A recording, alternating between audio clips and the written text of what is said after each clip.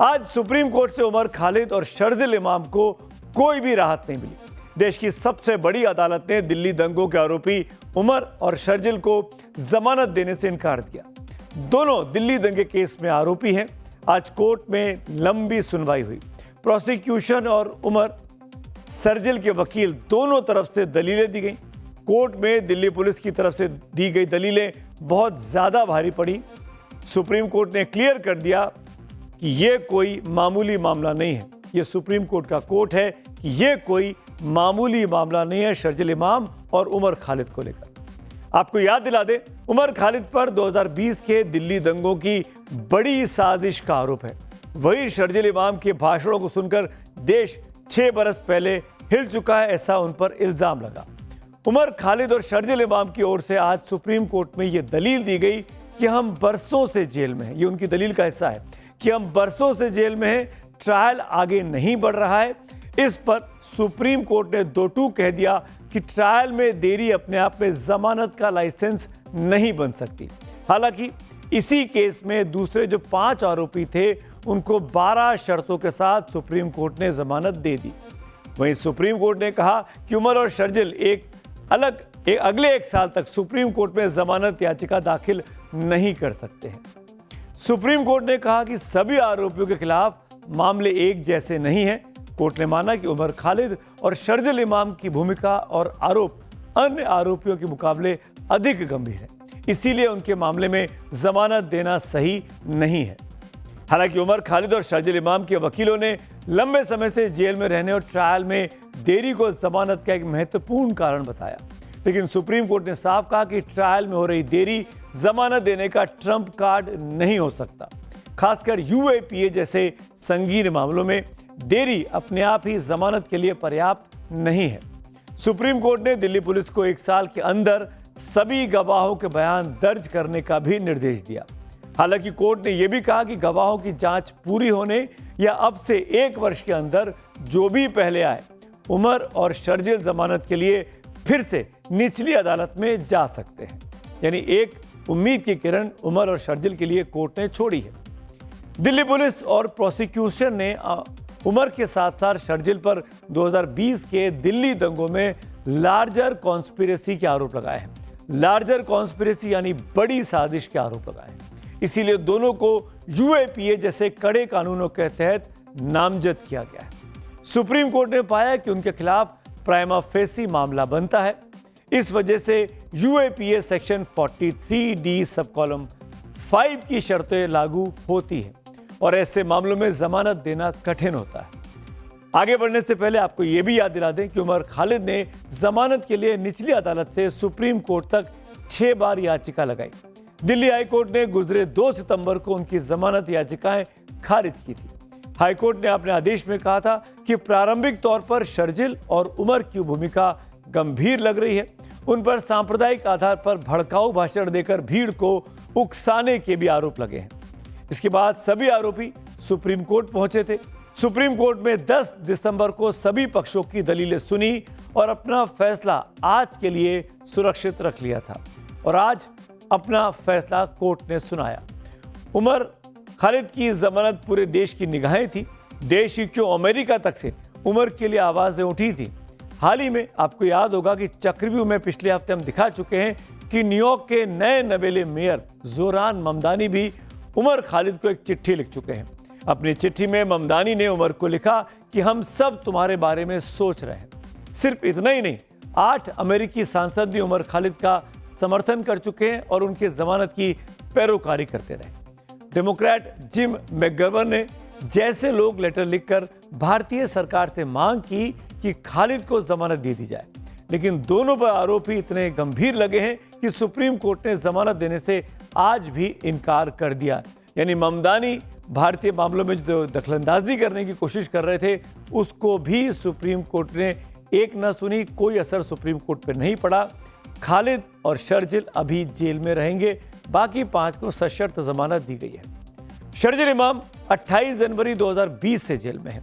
वहीं उमर खालिद 13 सितंबर 2020 से हिरासत में थे। सुप्रीम कोर्ट के फैसले के बाद उमर खालिद के साथी बनो ज्योत्सना लाहिरी ने सोशल मीडिया प्लेटफॉर्म एक्स पर एक पोस्ट शेयर किया है। अपने पोस्ट में मिस लाहिरी ने लिखा कि उमर ने बातचीत के दौरान कहा कि जिन लोगों को जमानत मिली है उनके लिए मैं बहुत खुश हूं, मुझे राहत है, अब तो जेल ही मेरी जिंदगी बन गई है। मिस लाहिरी ने यह भी लिखा कि जब उन्होंने उमर से कहा कि वो अगले दिन मुलाकात के लिए आएंगी तो उमर ने जवाब दिया, ठीक है आ जाना, अब तो यही मेरी जिंदगी है। आज सुनवाई के दौरान उमर खालिद के पिता भी सुप्रीम कोर्ट में मौजूद थे। बेटे को जमानत नहीं मिलने पर पिता सैयद कासिम रसूल इलियास ने क्या प्रतिक्रिया दी, इसे भी सुन लीजिए। जो भी कहना चाहते हैं वही। नहीं, कुछ नहीं कहना है, जो जजमेंट आ गया वो आपके सामने है, उसमें क्या कहने की जरूरत है। जो भी कहना चाहते हैं वही। नहीं, कुछ नहीं कहना है, जो जजमेंट आ गया वो आपके सामने है, उसमें क्या कहने की जरूरत है। हमारे साथ शर्जिल और उमर के साथ आरोपी बनाए गए शफीउर रहमान के वकील और सुप्रीम कोर्ट की जाने माने वकील भी हैं, कांग्रेस पार्टी के बड़े नेता भी हैं, केंद्र में मंत्री भी रह चुके सलमान खुर्शीद भी इस मामले में जुड़ेंगे और इस मामले पर टिप्पणी करेंगे। सुप्रीम कोर्ट में सुनवाई के दौरान क्या हुआ, इस पर सलमान खुर्शीद से कुछ देर में बात करता हूं, लेकिन उससे पहले आपको ग्राफिक्स के जरिए बता देते कि आज किन 5 आरोपियों को सुप्रीम कोर्ट ने जमानत दी है। इनके नाम भी आपको पता होने चाहिए। गुलशन फातिमा जो अप्रैल 2020 से गिरफ्तार थे, इनको जमानत मिली है। मरीन हैदर मई 2020 में गिरफ्तार हुए, इनको भी जमानत दे दी गई है। शिफाउर रहमान, इन्हीं के वकील सलमान खुर्शीद हैं, उनको भी अगस्त 2020 में गिरफ्तार किया गया था, उनके भी जमानत आज सशर्त मिली है। मोहम्मद सलीम खान को भी 2020 में गिरफ्तार किया गया था, उनको भी सशर्त जमानत सुप्रीम कोर्ट ने दी है। और शादाब अहमद को भी आज जमानत शर्तों के साथ दे दी गई है। और अब बात करते हैं कांग्रेस के सीनियर लीडर और पूर्व विदेश मंत्री सलमान खुर्शीद से, जो इस वक्त हमारे साथ जुड़ गए हैं। सलमान साहब, शुक्रिया वक्त निकालने के लिए। आप रहमान साहब की पैरोकारी भी कोर्ट में कर रहे थे। उमर खालिद और शर्जिल इमाम की जमानत याचिका सुप्रीम कोर्ट से रिजेक्ट हुई है। 5 को जमानत दे दी गई, सशर्ती सही, पर इन दोनों को रिजेक्ट कर दिया गया, इनकी बेल प्ली को। क्या रिएक्शन है आपका? उसको अभी विस्तार से मैंने पढ़ा नहीं है जजमेंट को। मैंने वो हिस्सा पढ़ा है जो शफीउर रहमान के बारे में था, उसको ज़रूर मैंने पढ़ा है। उसमें सुप्रीम कोर्ट ने कुछ लोगों में डिफ्रेंसिएशन किया है, किसका ज़्यादा हस्तक्षेप था, किसका ज़्यादा रोल था, जिसका कम रोल था। उसको इत्मीनान से और विस्तार से पढ़ेंगे तभी कुछ कहा जा सकता है। लेकिन हाँ, हम लोग सबका यही मानना था, जो भी जिसके लिए भी बहस कर रहा था, हमारा सबका ये मानना था कि 6 वर्ष बहुत होते हैं। 6 वर्ष में अगर अभी तक सरकार जो है या जो प्रोसिक्यूशन है वो अभी केस शुरू भी नहीं कर पाया, अभी तक उसका चार्जशीट फाइल होने के बाद चार्जेस भी फ्रेम नहीं हुए हैं, तो वो बहुत समय होता है। और ऐसा तो ऐसी कोई समस्या है नहीं जिसमें कि और केसेस में जो लोगों पर उदारता दिखाई गई है वो यहाँ ना दिखाई जाती। लेकिन अब इसको और विस्तार से पढ़ने के बाद ही कुछ और कहा जाएगा। लेकिन सलमान भाई, आपने ये तो देखा होगा ना कि दोनों को अब ये भी कहा गया कोर्ट के द्वारा कि 1 साल के लिए जमानत के लिए सुप्रीम कोर्ट का रुख नहीं कर सकते हैं।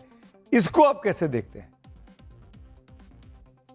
देखिए, ये नहीं कहा है कि आप 1 साल बेल प्ली तक नहीं जा सकते हैं। अगर कोई परिवर्तन आता है, जो स्थिति में परिवर्तन आता है, तो क्यों नहीं बेल में जा सकते हैं। लेकिन कोर्ट ने ये कहा है कि अगर 1 साल तक आपको कोई डेवलपमेंट, आपको केस आगे बढ़ता हुआ नहीं दिखता है, तो 1 साल के बाद आप यकीनन आप बेल के लिए फिर से जा सकते हैं। ये एक मौका दिया है ताकि आदमी को ये ना लगे कि अब साल, 2 साल, 3 साल, 4 साल तक हम बंद ही रहेंगे। जी, ये मौका दिया गया है कि कोर्ट को भी एक मौका है कि वो जल्द से जल्द मामले को आगे बढ़ाए। और ये कहा गया है कि कम से कम जो मेन विटनेसेस हैं, जिन विटनेसेस के नाम को सुरक्षित रखा गया है, उन विटनेसेस को पहले देख लिया जाए, एग्जामिन कर लिया जाए। और अगर ये ऐसा हो जाता है तो उसके बाद साल भर में अगर ये नहीं भी होता तब भी आपको मौका मिलेगा। तो ये एक मौका दिया गया है, कोर्ट ने एक मौका दिया है, इसका स्वागत होना चाहिए। लेकिन सलमान भाई, ये भी बताइए ना कि बीजेपी ने प्रेस कॉन्फ्रेंस की बाकायदा, और वो कह रहे हैं कि ये तो झटका है उनके विरोधियों के लिए, आप लोगों के लिए। इस पर क्या कहना है आपको? और कांग्रेस का इसका क्या लेना देना है साहब? कांग्रेस ये मानती है कि जो हमारी व्यवस्था है, हमारी कानून की कार्रवाई होती है और जो हमारी संवैधानिक व्यवस्था है उसको अपहोल्ड करना चाहिए। और कोर्ट ने इस बात को बार बार कहा है कि जो आर्टिकल 21 है उसका पूरा सम्मान होना चाहिए। तो ये हमारे देश के लिए संविधान की बात को अगर कोर्ट सामने रखकर कुछ फैसले करता है तो उसका स्वागत होना चाहिए। ये कहना कि ये किसका झटका है और किसके विरोध में ये हुआ है, इसमें कोई सेंस नहीं है, कोई बात बनती नहीं है।